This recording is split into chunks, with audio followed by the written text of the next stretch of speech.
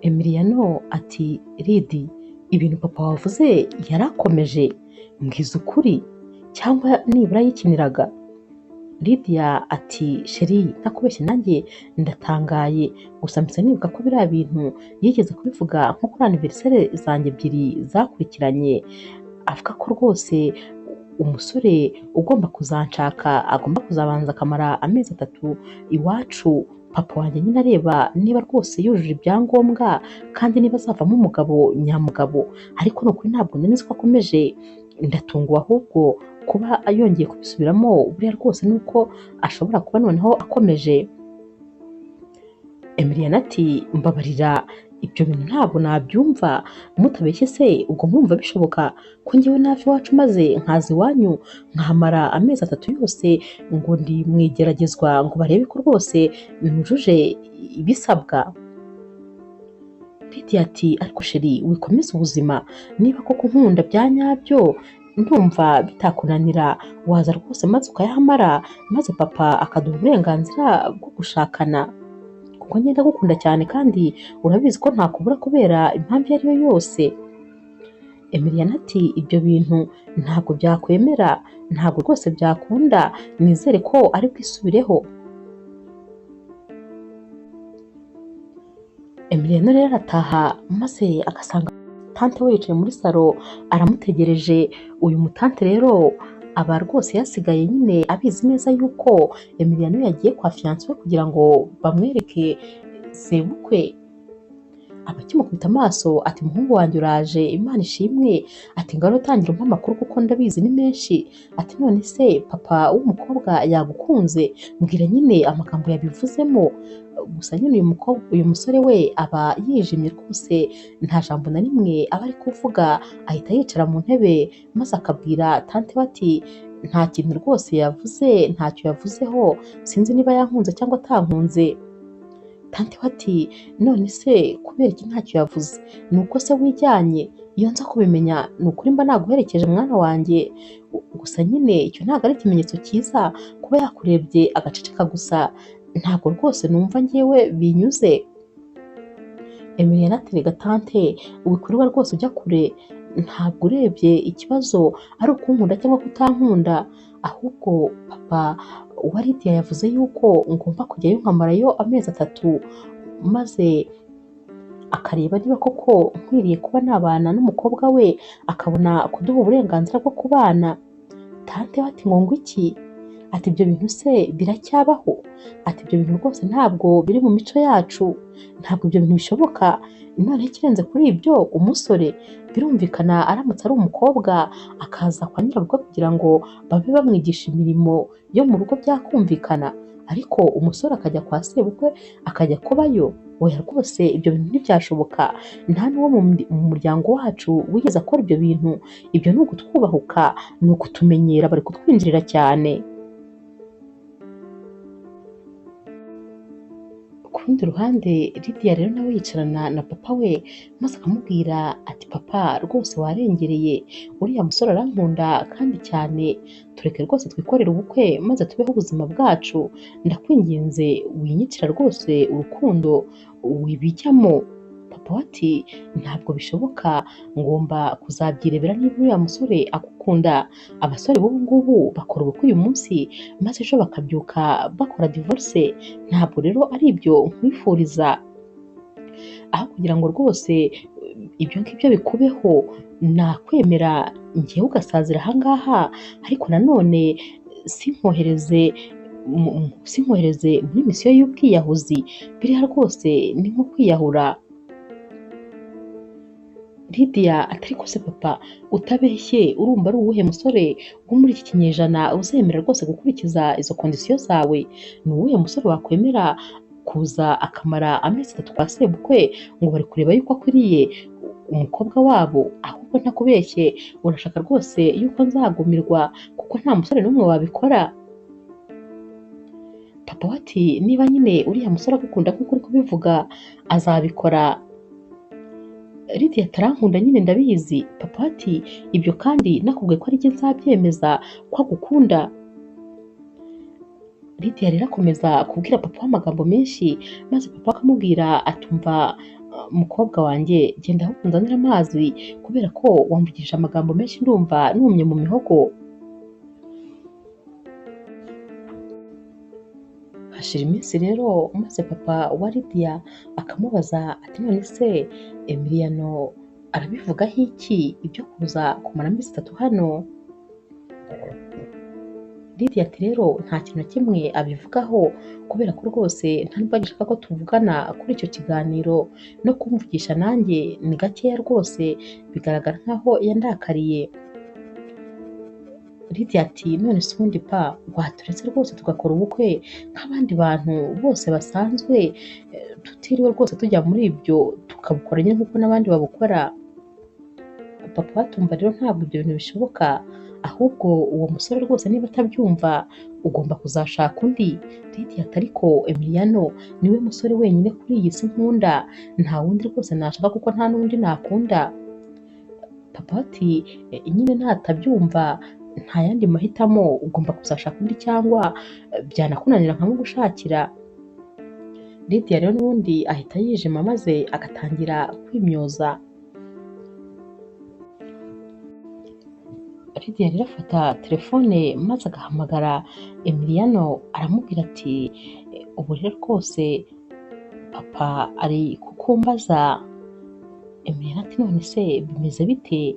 Lydia ati tekereza ko rwose agikomeje ya gahunda, ari kuvuga ko nutemera kuza rwose nazishakira undi musore kandi arabizi neza ko ari wowe nkunda, nawe urabizi.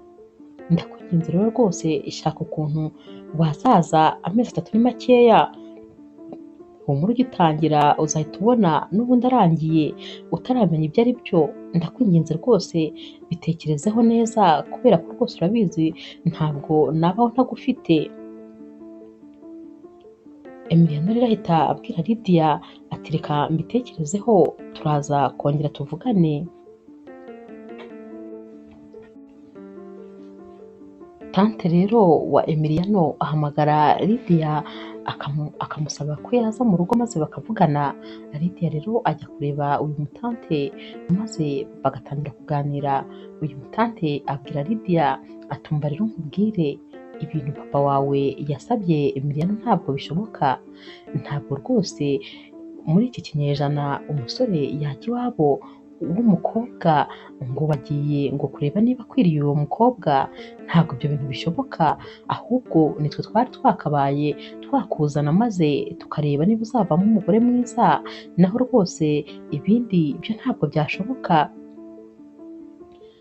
Lydia rero abwira tante wa Emiliano ati mama rwose mumbabarire munyihanganire, ni ibintu papa yitekerereje, ntabwo rwose ari ukuvuga ngo ni umuco cyangwa ikindi kintu, oya ni icyemezo papa yafashe ubwe, ubwo nyine niko abishaka, ariko rwose ndumva mwamfasha maze Emiliano akazaza.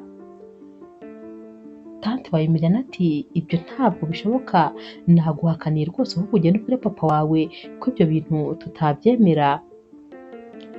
Lydia ati ariko ma ati wibuka yuko na Yakobo yamaze imyaka 7 yose akora kwa sebukwe kugira ngo bazamuhe umugeni. Tante wa Lydia ati uwo nyine yari Yakobo, ntabwo rero umuhungu wanjye wari Yakobo rwose ntaho bahuriye. Umuhungu wanjye ntabwo ibyo nabimwemerera, genda ahubwo ubwire papa wawe ko rwose ibyo atekereza bitashoboka habe na gatoya. Ubwo ariko Lydia aba yatangiye kurira, abakunda Emiliano byo rwose bya nyabyo. Uko rero bakomeza kumuhakanira niko rwose noneho n'abakomeza kugenda ababara. Lydia rero ataha maze yagera mu rugo agasanga Emiliano na papa we bicaye muri salo. Ahita abaza Emiliano ati wageze hano gute se ko utambwiye yuko uri buze? Emiliano ati naje kandi naje nje rwose amezi 3 ngiye kuyamara hano maze nkwegukane, ndagukunda cyane. Lydia ahita aseka cyane ati koko se uravugisha ukuri waje? Emiliano ati cyane, urukundo ngukunda ntabwo rwose rwatuma nkureka ugashaka undi musore ntabwo byashoboka erega kubera ko nanjye ntabwo nabaho ntagufite. Ubwo rero papa wabo aba ari guseka abwira Lydia ati yaje rwose ubu ngubu ibintu ni amahoro n'igikapu cye kiri mu cyumba. Ahita rero abwira Emiliano na Lydia ati nimugende nta kibazo, nimugende muganire maze rwose muvugane dore murakumburanye. Lydia ahita afata ukuboko Emiliano maze bakagenda bagiye mu cyumba.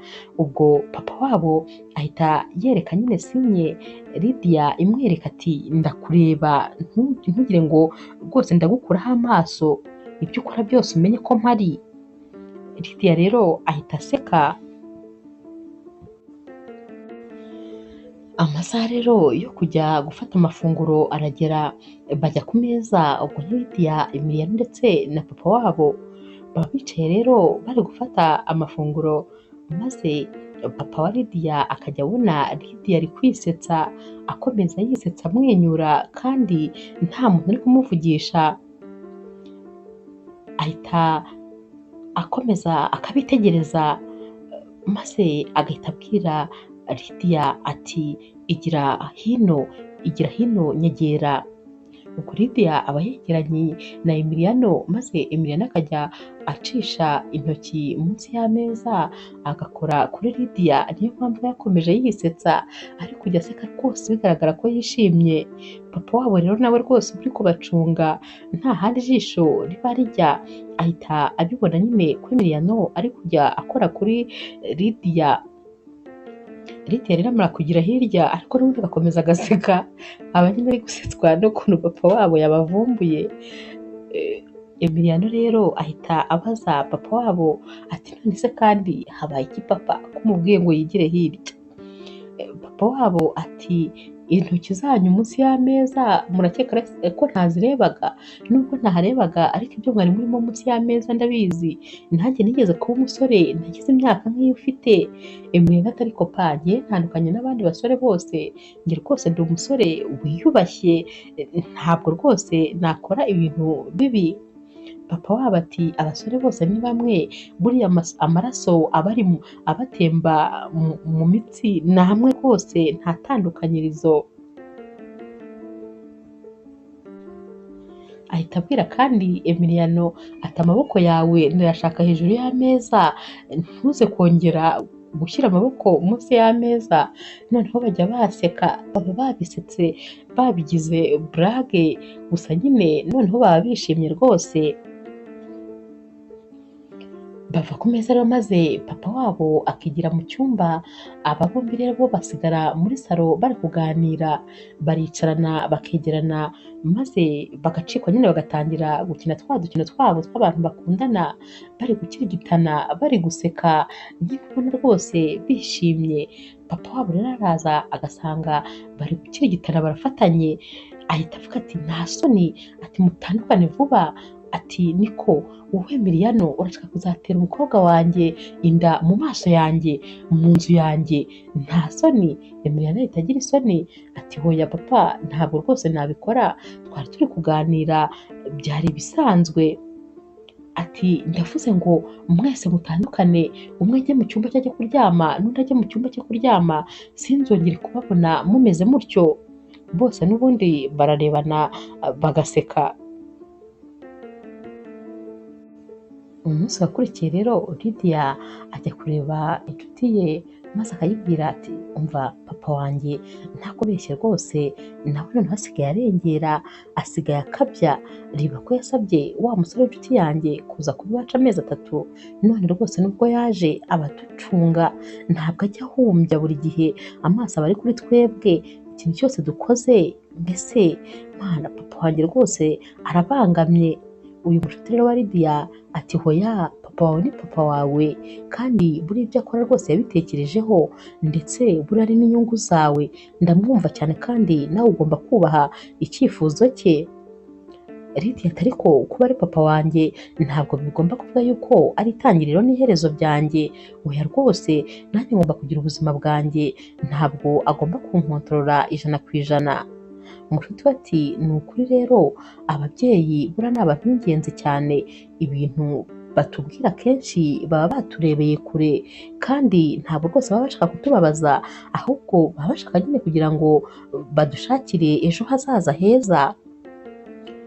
Lydia ati ndabizi nyine buri gihe uhora ku ruhande rwa papa, buri gihe uhora nyine ari we uvugira, wagira ngo ngiye mba ndi kukubwira ntabwo mba mbabaye.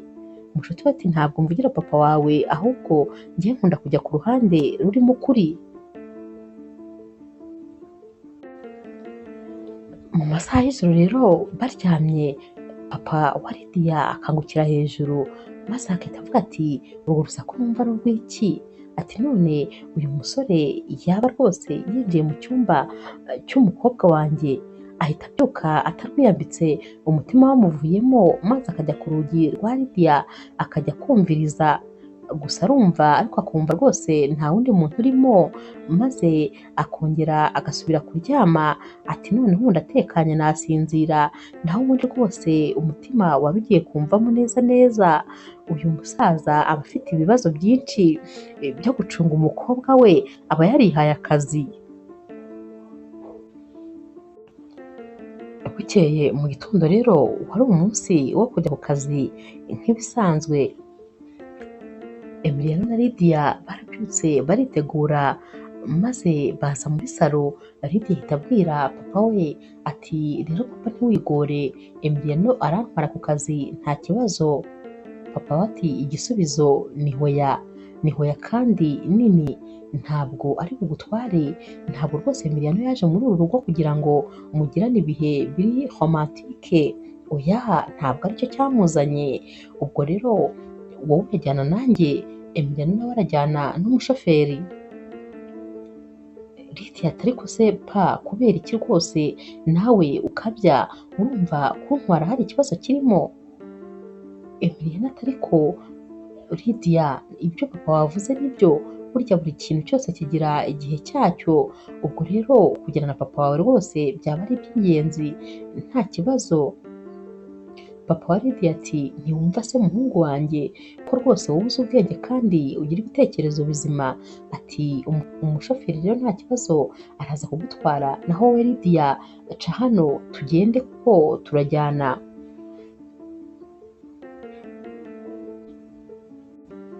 Baba bari ku kazi rero maze papa wa Lydia aramushaka ku kazi akamubura, abaza rero aho Lydia yaba yagiye maze bakamubwira ko ntawe bari kubona hafi aho.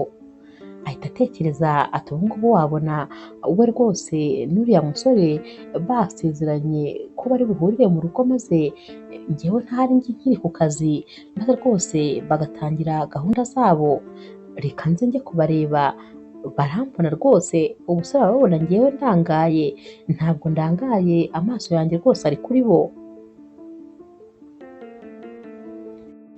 Emiliano rero we aba yagiye iwabo kureba tante we, kubera ko ntabwo tante we aba yarigeze amenya ko Emiliano yagiye kuba kwa Lydia.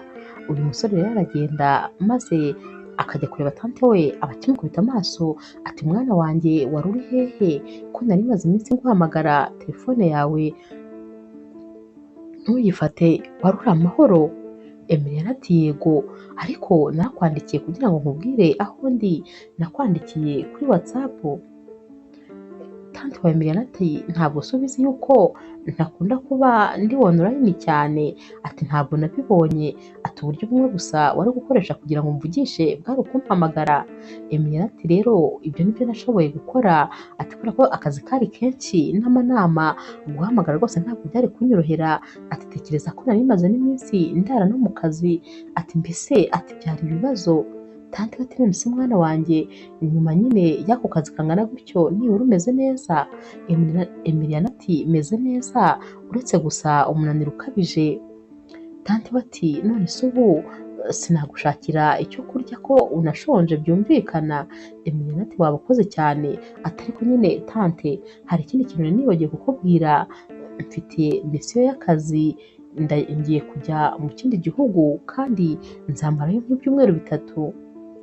Tante bati nanone kandi n'umunaniro wose ufite ugiye kongera ugende? Emeline ati niko bimeze nyine, akazi se nyine ko ariko nasabye ngomba kwihangana nkagakora kandi nkagakora neza cyane. Tante we rero ahita amubwira ati nta kundi nyine, gusa uziyiteho. Ahita rero amubwira ati ngaho genda ukore varize yawe, ubwo mugende bube ndi kugutegurira ibyo kurya, nawe uraba uri gutegura ibyo ugomba kujyana. Emeline ati cyane. Papa wa Lydia rero agera mu rugo agenda yiruka cyane, maze agahita ajya gukomanga ku cyumba cya Lydia. Arakomanga ariko akumva nta muntu umusubije, aramushaka mu nzu yose akamubura. Agaruka rero muri salo maze agahita akubitana na Lydia ari kuva mu gikoni. Papa we ati uri gukora iki? Waje hano gukora iki aya masaha? Lydia ati natashye kare kugira ngo nze gutegura ibyo kurya. Iyi nzu nta kintu kimwe cyo kurya gihari, firigo yacu rwose irera. Nafashe umwanya rero ndavuga nti reka ntahe kare maze ntegure ibyo kurya nibura twazarya iminsi myinshi. Papa ati none se Emiliano we ari hehe? Lydia ati ntabwo arataha, aracyari ku kazi. Papa wa Lydia rero ahita yiruhutsa, maze akumva rwose umutima usubiye mu gitereko. Naho ubundi abazi ko rwose ishyano ryaguye, aba bombi baje gusigara mu rugo bonyine.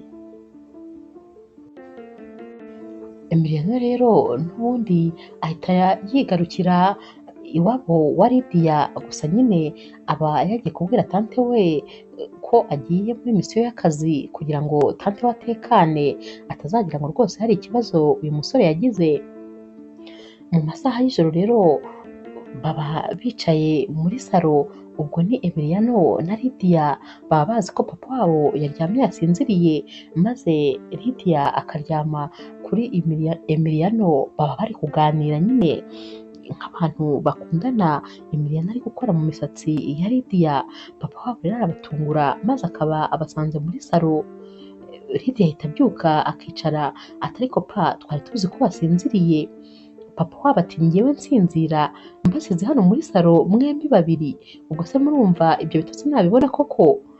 Emiliano ati ariko ni ukuri amasaha yakuze kandi turi abantu bakuru, humura nta kibazo rwose, wakabaye ujya kuruhuka.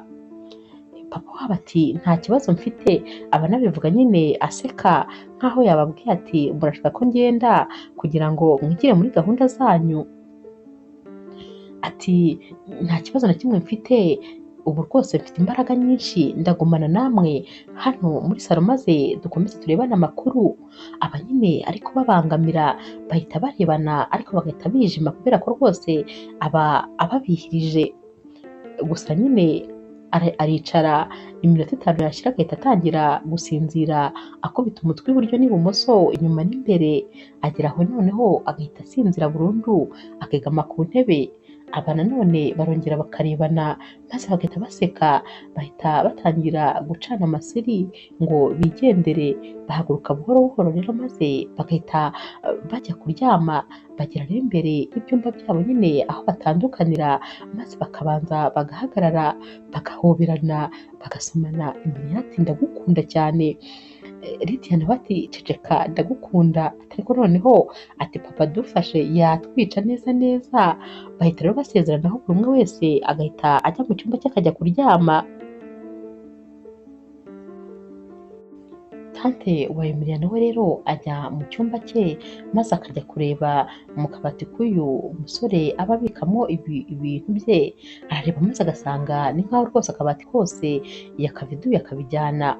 Ahita atangira kwibaza ati ariko se ubu umwana wanjye koko iyi misiyo y'akazi yagiyemo y'ibyumweru 3 niyo yatumye atwara hafi ibintu bye byose? Nyamara rwose ibintu ntabwo bisobanutse, ndabona rwose ntanyuzwe, ubanza hari ikintu kiri kuba ariko ntamenye. Uyu mwana yaba ari kunkina ibiki? Gusa nanone ndaje ncukumbure, ngomba kubona amakuru ya nyayo byanze bikunze, kuko rwose ntabwo misiyo y'ibyumweru 3 ariyo yatuma atwara ibintu bingana gutya. Umunsi wakurikiye rero nanone aba ari mu masaha y'ijoro, maze bagacunga papa wabo amaze kuryama, bahita basohoka bakajya mu modoka. Ubwo ni Emiliano ndetse na Lydia, baragenda rero bakajya mu modoka maze bakicara inyuma bagafunga, bakamera nyine nk'abantu baciye bugufi cyane ku buryo umuntu uri inyuma y'imodoka atapfa kubabona. Batangira rero kuganira.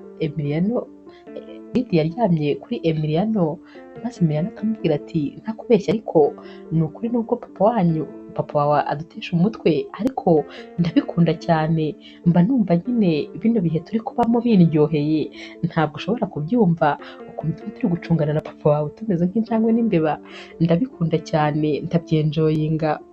Maze Lydia ati ariko uzi nk'iyo turi ku meza nta handi abareba ibirenge byacu niba bidakoranaho, areba kandi niba utamanura ukuboko ngo nkoreho, ati mbese atabaducunga bikabije. Emiliano ati rero ngiye mfite igitekerezo, ndifuza ko twamushakira ikintu kimurangaza maze rwose akabona ikimuhuza. Lydia ati none se mbwira, uri gutekereza rero ko twamushakira nk'iki, ko papa wanjye rwose nawe umunsi ukuntu afunze umutwe?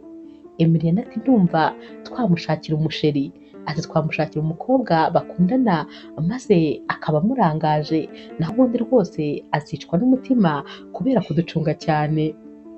Lydia abacyumva ibyo bintu agashwanyuka agaseka, nta nubwo aba yibuka yuko bitsimbye nyine ahantu mu modoka.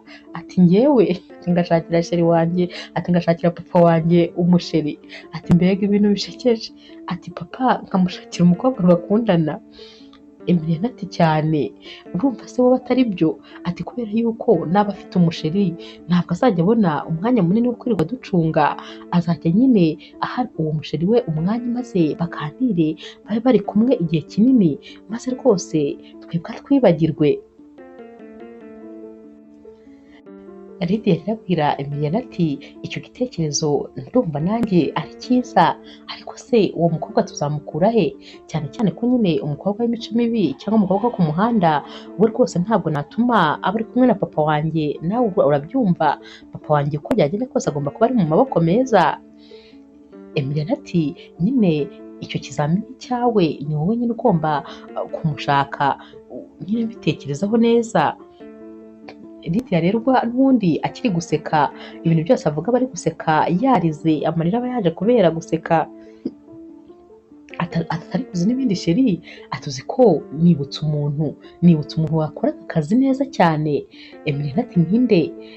Lydia ati Anita mushuti wanjye, ati aka kazi yagakora neza cyane tukamwishyura, ikindi kandi ndamwizeye, papa wanjye yaba ari mu maboko meza. Ati ibyo siko mbitekereje, nkumva rwose n'ubundi nari narangaye. Emiliano ahita avuga ati ibyo ni sawa cyane, aho rwose akazi kacu kakorwa neza kandi mu mutuzo, ndetse rwose tunizeye uri kugakora. Aba bombi n'ubundi bakomeza guseka, ibi bintu biba byabasekeje, barakomeza bagaseka maze bakabyemeranyaho rero ko bagomba gushaka Anita, maze bakamubwira nyine bakamugezaho iki gitekerezo cyo kugira ngo arangaze papa wabo. Ahangaha nyine Anita ntabwo aba azaza nk'umusheri wa papa wabo wa nyawe, oya, baba bamwishyuye kugira ngo yigire nyine umusheri, azigire umusheri wa papa wabo maze ajya amurangaza ariko abikore nk'akazi. Ku rundi ruhande ariko tante wa Emiliano we yaricaye aratekereza neza, maze atekereza ko rwose uyu musore yaba yaragiye kwa Lydia. Ahita rero agenda akajya iwabo wa Lydia, agakomanga na mahane, abasakuza cyane, maze umuzamu akaza gufungura. Aramureba rero maze agahita abwira uyu mumama ati rwose nta mahane nshaka, nta bibazo nshaka, reka gukomanga nyine uri no gusakuza cyane. We nyine aba yatekereje ko ari nk'umuntu wayobye, gusa nyine Lydia yumva umuntu ari gusakuza, maze agahita aza ku muryango, araza agasanga rero ni tante wa Emiliano. Ahita amubwira ati ati reka ngufungurire, maze tante wa Emiliano ati umuhungu wanjye ari hehe? Lydia ati ari mu nzu. Ati mfungurira agira vuba. Baramufungura maze agahita agenda yiruka, aba afite amahane koko, yinjira mu nzu rero kwa Lydia. Emiliano aba yicaye muri salo yiyambariye ikabutura n'umupira nk'ibisanzwe nyine nk'umusore wese uri mu rugo, ahita amubaza ati ma uraje se atuje hano? Tante we ati nta soni urifata ukaza hano gukora akazi ko mu rugo ukaza utanambwiye, haguruka gira vuba maze dutahe. Uyu musore ati ariko mami ntabwo rwose wantwara gutyo, oya ndeka mbanze ndangize ibyanzanye. Tante we ati haguruka cyangwa rwose ngusebye. Ahita rero amufata imipira akagenda amukurura, maze bagera mu muryango Emiliana agahita abwira tante we ati tante ese ntabwo wabonye ko wibagiwe n'isakoshi yawe? Ahita asubira inyuma n'ubundi agifashe uyu musore mu mipira, maze akagenda agafata isakoshi ye agenda amukurubana rero mpaka rwose bageze iwabo, ati uzongere uncike.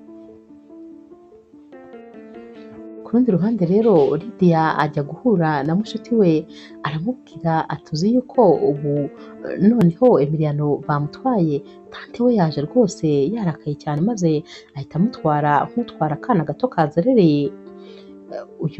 Uyu Anita rero araseka koko, ati nuko byagenze se? Ati none se tante we nawe ntabwo abishaka?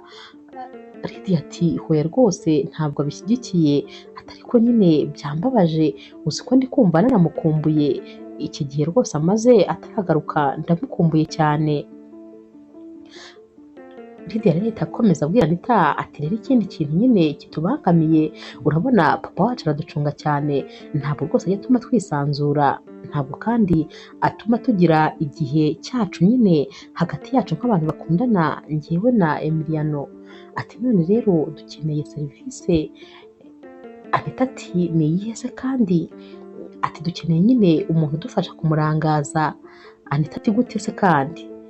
Lydia ati aho ngaho rero nyine niho ukenewe, aho niho rwose serivisi zawe zikenewe. Anita ati mbwira nta kibazo ndahari. Lydia ati none se wakwemera kuba umusheri wa papa?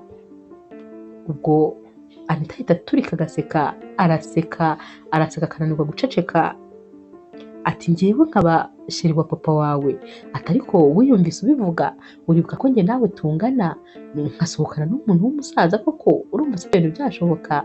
Lydia ati hoya ntabwo nshaka ko musohokana, ugiye kubikora nk'akazi nyine, ugiye kubikora nk'ikiraka, ntabwo muzasohokana, ahubwo ni ukumurangaza nyine gusa, ntabwo rwose ari ngombwa ngo mukundane.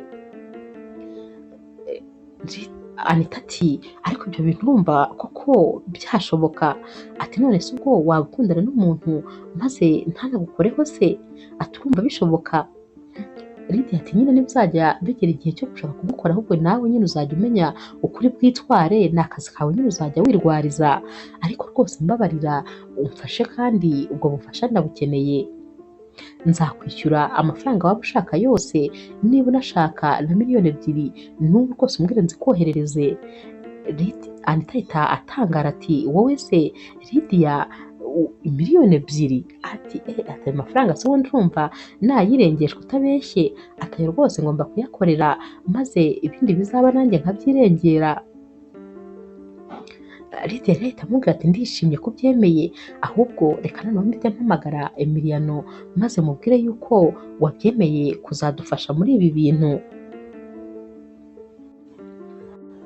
Tante wa Emiliano we rero arongera akabona Emiliano ntabwo yatashye, ubwo rwose aba yongeye yisubiriye kwa Lydia, aramuhamagara kuri telefone maze akamubona noneho aba yayijimije, ararana rero agahinda ati noneho ubu rwose ninjyayo ntabwo nzamusiga, nzongera mutahane, cyangwa se nataza nzatahana uriya mukobwa maze nawe agumeyo tugurane, ubwo nzaza nigishe uriya mukobwa wabo uko umuntu avamo umugore mwiza, nawe nyine bazasigare bamwigisha uko azavamo umugabo mwiza nta kibazo, ubwo bose bazahura barize. Aricara rero maze agatangira gutekereza ibintu byinshi, ariko mu by'ukuri nta gitekerezo rwose na gitoya aba afite cy'uko yabigenza. Ababona rwose uyu musore yaramaramaje kujya kwa sebukwe kugira ngo atazabura uyu mukobwa, baba bakundanye imyaka myinshi kandi baba bakundana cyane rwose. Umunsi wakurikiye rero aba ari mu masaha y'umugoroba, Lydia ava ku kazi imbere maze akaba yicaye muri salo gatoya aruhuka. Mu kanya gato rero Emiliana nawe aba aje, araza agasuhuza Lydia akamuha nyine amabizu ati wiriwe ute mukunzi? Lydia ati niriwe neza. Ahita yicara nawe rero muri salo maze Lydia ati none se wowe sheri umeze ute? Wiriwe ute? Emiliana ati meze neza ariko nanone ntabwo ari cyane, uyu munsi rwose pose yanjye nayikoresheje nitekerezaho, natekereje ukuntu nenda kwicwa n'irungu nyamara rwose turi mu nzu imwe. Ati ndumva rwose ibi bintu bindambiye. Ati none se mbwira Anita se yavuze ko azaza ryari? Lydia ati yambwiye ko azaza muri wikendi. Emiliana ati ibyo nta kibazo ndumva atari kera twabyihanganira. Emiliana ahita abwira Lydia ati none se urabyumva ute tugiye twese nyine gukaraba tukongera tugahurira nyine ha hantu tujya duhurira, ubwo baba bavugana nyine mu modoka ahantu bagenda bakihisha maze bakaganira. Lydia ahita amubwira ati ni byiza cyane, ati reka tugende. Ubwo ariko Emiliana ahaguruka mbere maze akabanza agasoma Lydia ku itama akamusoma no ku rindi, ati ndagukunda cyane mukunzi. Lydia ati nanjye nuko, nanjye ndagukunda cyane rwose. Lydia rero na Emiliano bamara kuganira nyine maze Lydia agahita asanga papa wo mu cyumba, aba ari amasaha nyine yo kuryama. Lydia rero ahita abwira papa we ati papa rero ndagushaka, hari rwose serivisi nshaka kugusaba kandi nturakare cyangwa se ngo byange, wihangane rwose unyumve kandi ndabizi ko nta kintu wanyuma. Papa ati ko utangiye kubisasira ubwo ntugiye kunsaba ikintu gikomeye cyane ntari bushobore? Lydia ati hari ikintu se cyakunanira papa? Ndakwizera rwose ko nta kintu kimwe cyakunanira, icyo ngiye kugusaba kandi cyo noneho ndabyizeye kurusha ko ugishoboye. Papa ati nta kibazo mukobwa wanjye, ngaho rwose mbwira. Lydia ati nyine urabona wa mushuti wanjye Anita yari yansabye nyine ko yaza hano maze tukamuha icumbi iminsi mike. Papa ati kubera iki se twamuha icumbi hano, ahubwo twabaye twakamwishyuriye aparitema akajya kuyibamo? Lydia ati oya, ntabwo nyine ari ibyo ngibyo byamunyura kubera yuko afite ibibazo byinshi, bamwirukanye nyine mu nzu rero rwose ntabwo yishimye. Urumva afite ibibazo, akeneye kuba ari kumwe n'abantu, akeneye kuba hafi yanjye maze nkamwitaho. Ntabwo rwose kuba wenyine byaba ari igisubizo cyiza, gusa ntabwo azatinda hano rwose, byihanganire azahamara igihe gito maze ahite yongera ajye gushaka aparitema, ariko amaze nyine kongera gusubiza ubwenge ku gihe. Papa we rero areba Lydia ati mwana wanjye nta kintu rwose nakwima, nta kibazo uzamubwire azaze nta kibazo. Lydia rero abwira papa we ati urakoze cyane cyane rwose. Ahita rero ahamagara Anita ati papa yabyemeye nta kibazo, ubwo muri wikendi nyine gahunda ni gahunda, ukatishe tike y'indege ubundi uzaze. Ari rero Lydia ndetse na Emiliano baba bishimye cyane ko uyu mukobwa uba ugiye kuza nyine kuba amarana umwanya na papa wabo agiye kuza, maze nabo bakajya babona uko bajya kwiganirira nta muntu rwose ubabangamiye. Anita rero araza maze rwose akazi kagatangira, atangira nyine kujya amarana umwanya na papa wa Lydia amuganiriza. Umunsi umwe baba bicaye muri salo ari Lydia ndetse na Anita na papa wabo, aba ari kubatera sitori maze bagaseka bose cyane. Uyu mupapa rero ahita abwira Anita ati ariko urabizi ko useka neza? Ati nkunda inseko yawe cyane, useka neza ni ukuri. Uyu mukobwa ahita amubwira ati urakoze cyane. Ahita abwira rero Anita ati genda ujye mu cyumba cyanjye, hari amadosiye nahasize hejuru y'akabati maze uyanzanire. Anita rero aragenda maze agatinda, gusa ari kuva muri salo uyu mupapa ahita abwira Lydia ati uriya mukobwa urabona ko ari umukobwa mwiza, ni mwiza, afite imico myiza rwose, azavamo umugore mwiza. Lydia rero ahita amubwira ati Pati nawe warabibonye, ati uriya mukobwa ni umwana mwiza cyane, noneho aritonda, afite ukuntu nyine yarezwe, afite indero, ati nanjye ndamukunda cyane, ati niyo mpamvu twabaye inshuti. Reka pa, urabizi ko nyine ntaba inshuti n'abantu batarezwe. Papa we rero ahita aseka, hashyira umwanya papa wa Lydia agahita abwira Lydia ati ariko ubu ya madosiye ntiyayabuze, ati wabona nayashyize mu gatiriwari aho kuyashyira ku kabati. Lydia ati kandi agatiriwari kagahora gafunze. Papa ati cyane, ati ubu rwose wabona yayabuze, reka njye kumufasha maze tuyashake. Lydia ati genda rwose umufashe. Ubwo Lydia wari kwishima nyine ko rwose aba abona umubano wa papa we na Anita uri kugenda ugenda neza.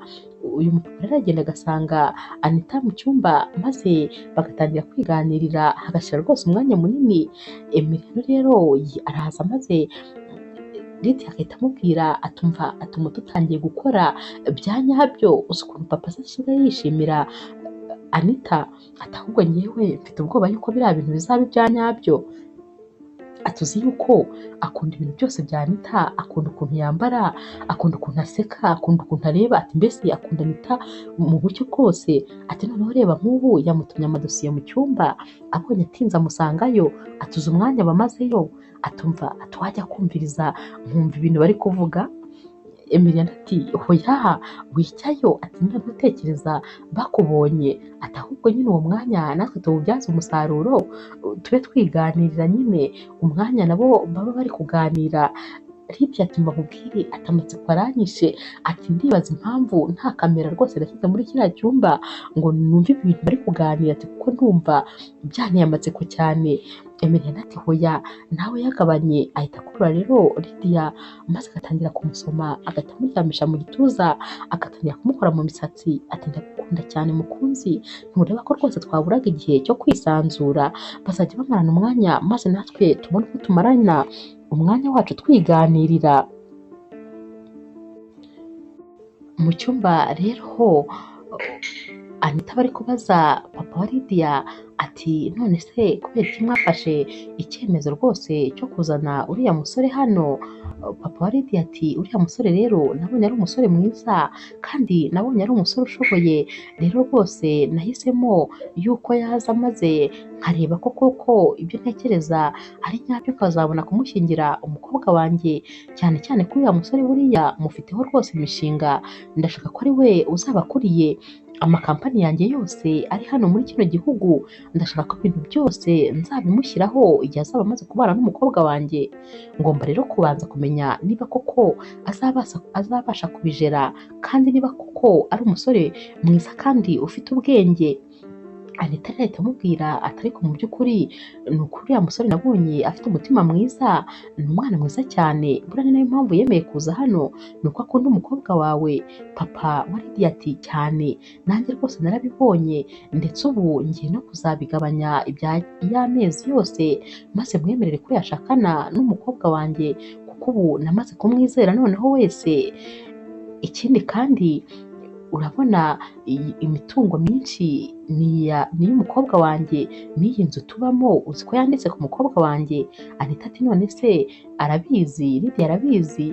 Papa wa Lydia ati hoya ntabwo ndamubwira ibyo bintu byose, n'ibyo by'uko nshaka kuzagira umuyobozi umugabo we ntabwo ndabimubwira, igihe ntikiragera, ariko nyine igihe cya nyacyo nikigera ibyo byose nzabimubwira. Anita rero abwira papa wa Lydia ati burya ibintu byose wabitekerejeho neza, uri umunyabwenge rwose, uri umuhanga, gusa nari mbizi ko uri umuhanga nta kintu wakora utagitekerejeho. Gusa nyine Anita ahita abwira papa Lydia ati gusa nyine bareke bakore ubukwe hakiri kare, maze utangire no kumumenyereza nyine kuyobora iyo mitungo yawe yose hakiri kare atarasaza. Agomba kubikora agifite imbaraga, akabanza nyine akabimenyera neza. Papa Lydia ati nibyo nanjye ndimo, ubu ngubu ndashaka ko gutangira kumuha inshingano zo kuzajya ayobora amanama amwe n'amwe, we na Lydia inama nakabaye nyobora bakaba aribo baziyobora. Ndashaka rwose gutangira kubaha inshingano maze bagatangira kwiyumva nk'abantu nyine bari responsable kandi bashoboye. gusa nyine papa wa Lydia nanone abwira Anita ati uramenye ibintu byose tuganiriye aha nta jambo na rimwe nshaka rizagusohoka mu kanwa maze ngo rigwe mu matwi yabo.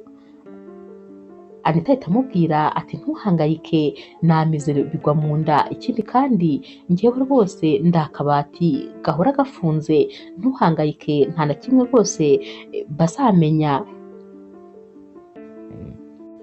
Hashira iminsi rero maze Anita akabwira Lydia ati nakubeshye ndumva ibintu nshaka kubivamo maze nkitahira.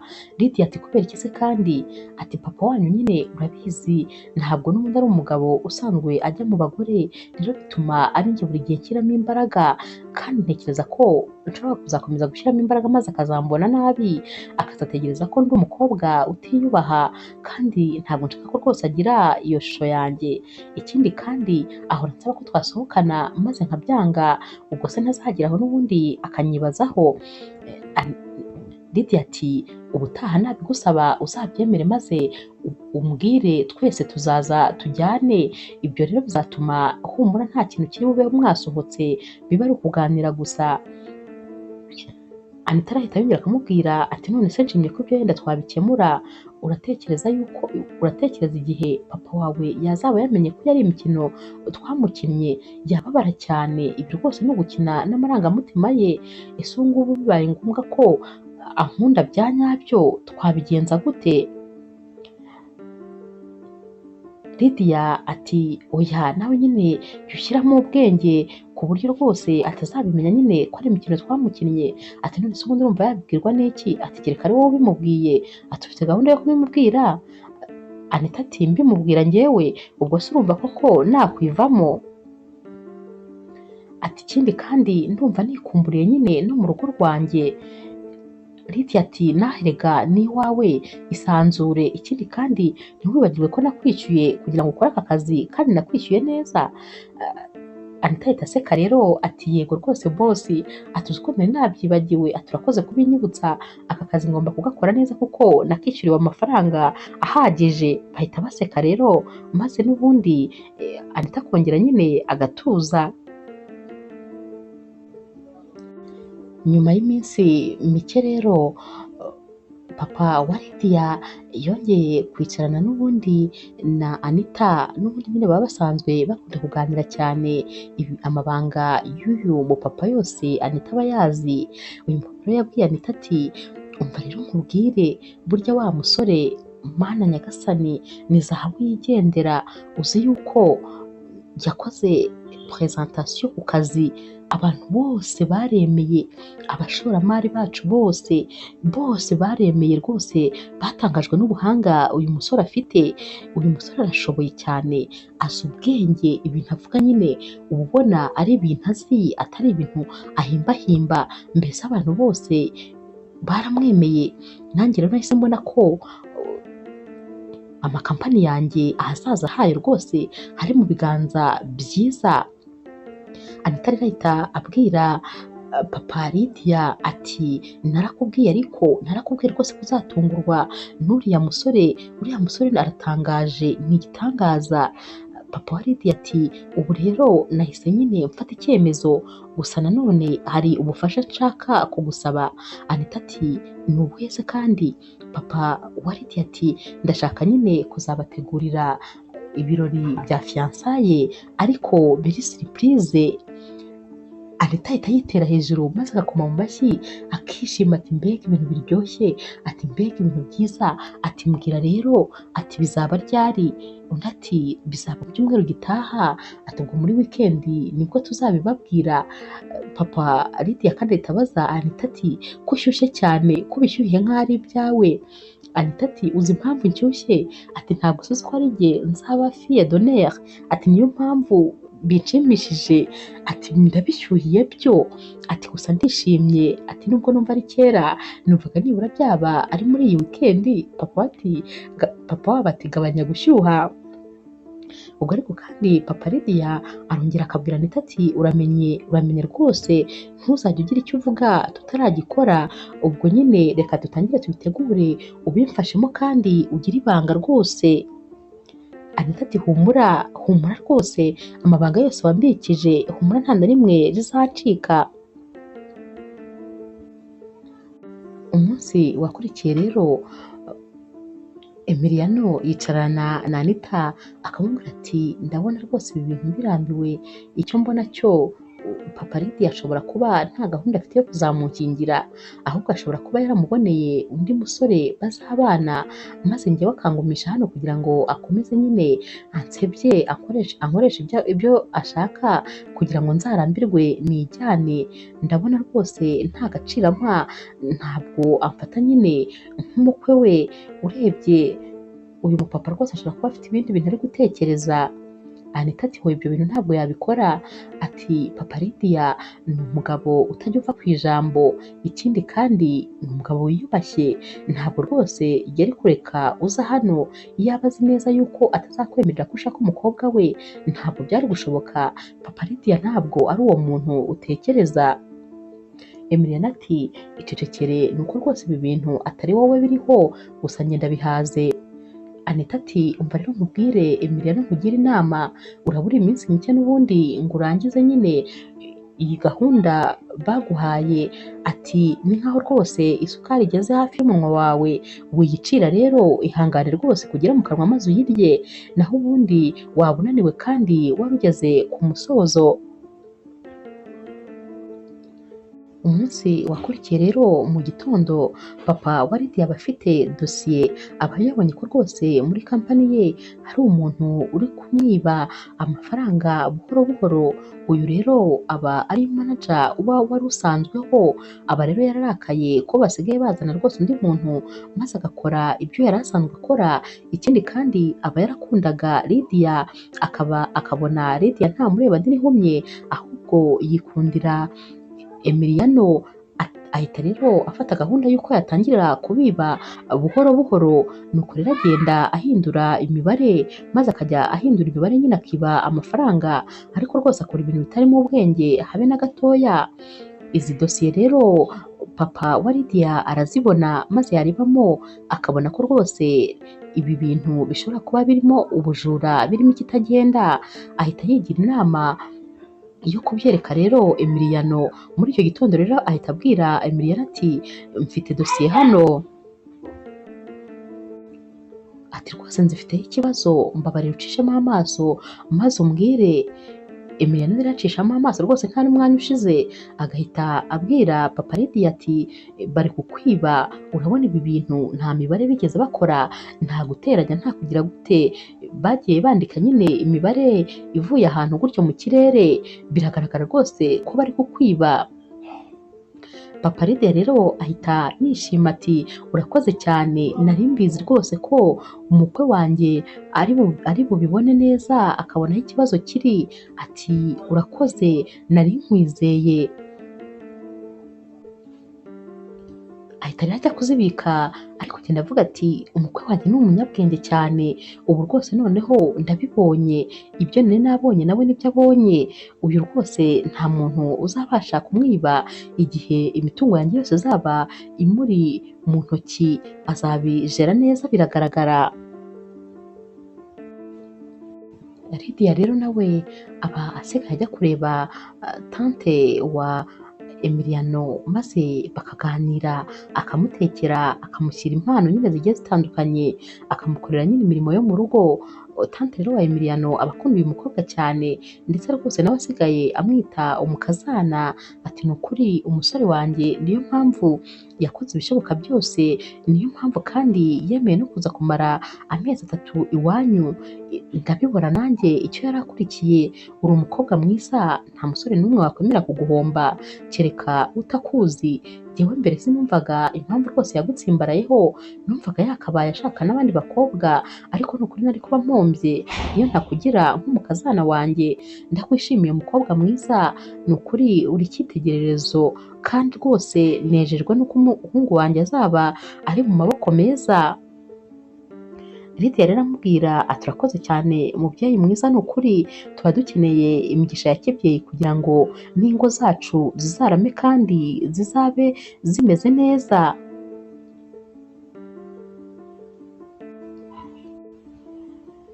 Nyuma y'iminsi mike rero n'ubundi Papa wa Lydia yicaza Lydia ndetse na Emiliano maze akababwira nyine igitekerezo cye cy'uko ashaka yuko Emiliano ari we uba umuyobozi w'amakampani ye yose. Amara kubibabwira rero maze Emiliano rwose agasigara abwira Lydia ati ndakubwiza ukuri ibi bintu ntabwo nzabikora.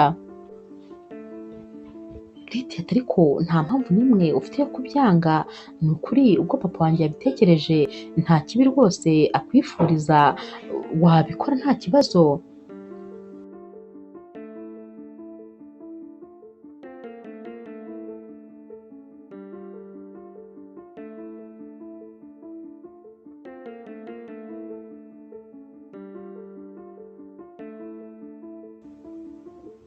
Emiliano rero ahita anigendera maze akajya kuryama, akabwira Lydia ati rwose ubwire papa wawe ko ibyo bintu ntashobora kubyemera, sinshobora ngiye kujya gukora muri kampani ze rwose, ntabwo ibyo bintu bishoboka. Lydia rero aragenda akabiganiriza Anita, tuzi yuko Emiliano yanze rwose ka kazi nyine papa yamuhaye, ngo ntabwo ashaka kuza gukorera mu makampani ya papa. Anita ahita amubwira ati ntiwumva se, icyo nacyo nyine ni igihamya cy'uko uriya musore ari umusore mwiza kandi udakurikiye amafaranga.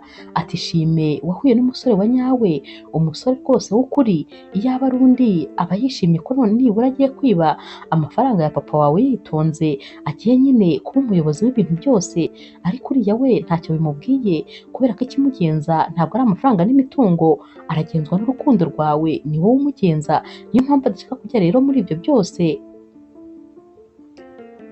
Lydia ahita abwira nyina Anita ati erega sheri wanjye ndamukunda cyane kandi ndamwizeye, n'ubundi nsanzwe mbizi ko nyine ibyo ngibyo atabikora, ariko se ubwo papa azabifata ate namenya yuko Emiliano yanze icyifuzo cye? Anita ati bitware gakeya, uzagenda ubimwumvisha buhoro buhoro, Emiliano azagera ahabyumve, gusa nyine menya ko rwose uriya umusore ari zahabu yigendera. Lydia akomeza abwira Anita, tuzi yuko kera musaza wanjye yajyaga ambwira ngo papa wanjye azasigira ubuyobozi bwose umugabo nzashaka, apana njyewe. Ati najyaga ngira ngo nyine ni ibintu yivugira, ati none koko nibyo. Ati musaza wanjye yajyaga ambwira ati nujya gushaka umugabo uzashaka umugabo w'umwizerwa, umugabo nyine w'umwana mwiza udakurikiye ubutunzi, kuko papa wanjye ndabizi rwose niwe azasigira ibintu byose.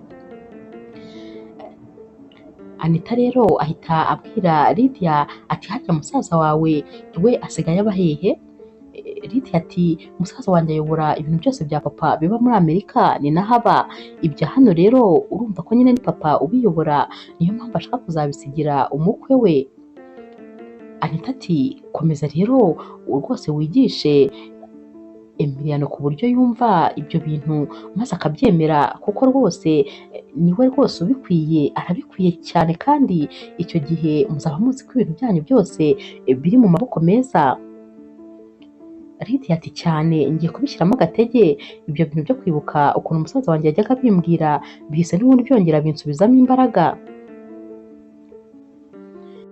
Emiliano yajya mu rugo iwabo maze akajya kuganira na tante we, aramubwira ati tante rwose biriya bintu nabivuyemo, ntabwo nshaka kujya kuyobora amakampani ya databukwe. Tante we ati nta soni, ati ayo ni amahirwe, uwo ni umugisha Imana iguhaye, none se kubizi hari ubwo aribyo byakujyanye? Ntabwo aribyo byakujyanye rwose, ariko ninde wakwishimira kuba umukene? Rwose ugomba kugenda ugakora ubukwe n'uriya mukobwa, kandi n'ibyo bintu byose ukabiyobora, kubera ko rega buriya yakubonyemo ubushobozi, sinumva impamvu ahubwo ushobora kubyanga. Emiliano ati uzi se icyo ntinya tante, ndatinya ko abantu bazatekereza ko nashatse Lydia kubera imitungo y'iwabo, kubera amafaranga ariyo nagiye nkurikiye. Tante we ati niba ashaka bazavuge, ubundi se wabuza abavuga kuvuga, icyangombwa ni uko wowe uzi ukuri kuri mu mutima wawe, uzi neza ko wakunze uriya mukobwa nta kintu ukurikiye. Ariko nanone ndishimye cyane, ahubwo nsezeye ku bukene ariko uzi kuba umukire. Tekereza ko nimumara gushakana nanjye nzaba ntwara imodoka nziza, mba ahantu heza, mfite abakozi batembera mu nzu yose. Ibyo bintu urabyumva? Ni ukuri buriya rwose amafaranga ntako asa, nta muntu ushobora kuyasubiza inyuma, ntabwo rero rwose ugomba kubyanga kubera ko abantu nta gihe batazavuga. Tante rero wa Emiliano rwose birangira amaze kwemeza Emiliano ko agomba gusubira kwa papa Lydia, maze akamubwira ko byose yabyemeye nk'uko yabimusabye, aramuherekeza rero maze bakajyayo.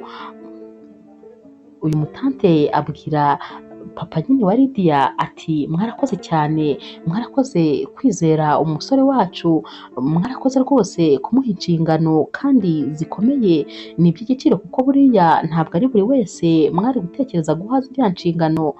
Turabashimiye rero rwose, mwarakoze, umusore wanjye nawe yabyemeye rwose nk'uko mwabisabye.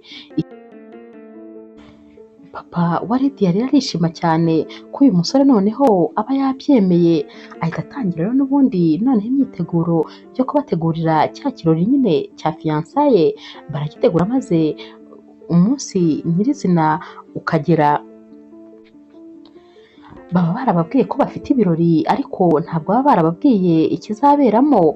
Haba hateguye rero neza cyane, ibintu byose rwose bimeze neza. Papa wabo aba yaragiye maze akagura impeta nziza cyane, nziza ariko rwose nziza y'igiciro. Aba bombi rero bagera mu birori maze papa wabo agafata ijambo agashimira uyu musore ukuntu yitanze, ukuntu yerekanye rwose ko akunda uyu mukobwa kandi byimazeyo, ukuntu yemeye no kuza kuhaba amezi 3, noneho by'umwihariko akamushimira kuba rwose yaramwemereye kuzamuyoborera imitungo yose no kuzamenya ibye byose. Amushimira rero ubwitange yagize, akamushimira ukuntu ari umunyabwenge, maze rwose akamubwira ko atekanye, ubaze neza yuko umukobwa we ari mu maboko meza. Uyu musore rero arishima cyane, maze we n'umukunzi we bakajya rwose barebana bagaseka. Uyu papa Lydia rero abwira Emiliano ati uyu munsi rero wari umunsi wanyu w'igitangaza, kubera ko rwose ninjye nabakerereje, ninjye kandi nabamariye umwanya. Uyu munsi nabateguriye rwose ibi birori kugira ngo bibe ari umunsi wanyu wa fiyansaye ku mugaragaro. Ati ikindi kandi uyu munsi muwufate rwose nk'aho ari umunsi wanjye wo kubaha umugisha wa kibyeyi. Niyo mpamvu rero niyemeje gutegura byose, nkabitegura rwose mu mwanya wanyu. Ndakwinginze rwose muhungu wanjye ntibikurakaze, kubera ko uyu ni umugisha nifuje kubaha. Iyi mpeta niyo nakuguriye kugira ngo rwose uyambike umukobwa wanjye mbyirebera n'amaso yanjye. Rwose ndakwinginze ntubifate nabi, kubera yuko numvise aricyo kintu ngomba kubakorera. Nagombaga kubakorera nyine umunsi mukuru utunguranye wa surprise. Ubwo rero ntabwo nari kubakorera umunsi mukuru wa ntabwo nari kubakorera surprise nta mpeta irimo, kuko ntabwo bari kuba barayiguze. Niyo mpamvu natekereje rwose kuyigura, nta kindi kibazo. Gusa nyine ndabakunda cyane cyane rwose bana banjye. Ubwo niko kandi aba ari guhereza iyi mpeta Emiliano arayifata maze akabona ni nziza cyane rwose, niyo nawe yakabaye yarakuze. Ahita rero apfukama imbere ya Lydia maze akamubaza ati mukunzi wanjye w'ibihe byose, wowe twabanye imyaka myinshi, ndakubwiza ukuri uri igice cy'ubuzima bwanjye, n'ubundi ntabwo nabasha kubaho ntagufite. Wanyemerera se n'ubundi kunyongerera iminsi yanjye yo kubaho, kubera ko ni wowe nyine ubuzima bwanjye, aho utari nanjye ntabwo nabaho. Wakwemera kumbera umugore? Lydia rero uba watangiye rwose no kurizwa n'amagambo papa wabo aba yatangiye ababwira, n'ubundi abakiri kurira cyane rwose. Ahita amubwira ati ndabyemeye mukunzi, ndagukunda cyane, ndinde se rwose wo kutabyemera? Lydia kandi akomeza abwira Emiliana ati ni ukuri utandukanye n'abandi basore bose, imbaraga washyizemo kugira ngo unereke papa wanjye ko nkunda bya nyabyo njye nari nsanzwe mbizi, ariko rwose nanjye ndagukunda, ubuzima bwanjye bwose nzabumara ndi uwo kugushimisha, ni ukuri nzagukorera ibishoboka byose, ntabwo nzigera nkubabaza, ndakubwiza ukuri nzaba rwose uwo wifuza, nzaba nyine uwo wahoze urota ibihe byose. Abantu baba bari aha bose rero bakoma mu mashyi, gusa bose baba bafashwe nyine n'amarangamutima kubera ibintu biba biri kubera aha ngaha. Uyu mubyeyi aba yeretse abana be urukundo, ahita rero agenda akabahobera bose nyine bafatanye, maze akababwira ati bana banjye mbahaye umugisha, aho muzajya hose umugisha wa kibyeyi uzabagendeho. Barishima rero maze bagashimira uyu mubyeyi rwose ibyo aba yarakoze byose, kuko aba yarabikoze ku bwabo. Ibirori birarangira rero maze n'ubundi imyiteguro y'ubukwe igatangira. Hagati aho rero papa Lydia yicarana na Anita akamubwira ati ndumva rwose ntangiye kugira irungu hakiri kare, ubu umushuti wawe agiye gukora ubukwe yigendere ave muri runo rugo, nzasigara njyenyine nta muntu n'umwe turi kumwe, nibwo rwose nzahita amenya ko nta mugore ngira, kuko rwose irungu sinzarikira. Anita ati buriya nyine uzashaka umukozi wo mu rugo uzajya ugufasha, ubwo nyine azajya anakuganiriza. Papa Lydia ati ntabwo mu by'ukuri ari uwo nkeneye nyine umuntu unyitaho by'umwihariko. Ahita areba mu maso Anita maze akamubaza ati Anita mukobwa mwiza, ese wakwemera kubana n'umugabo ungana nkanjye? Anita rero ahita amureba ati kukubera umugore se?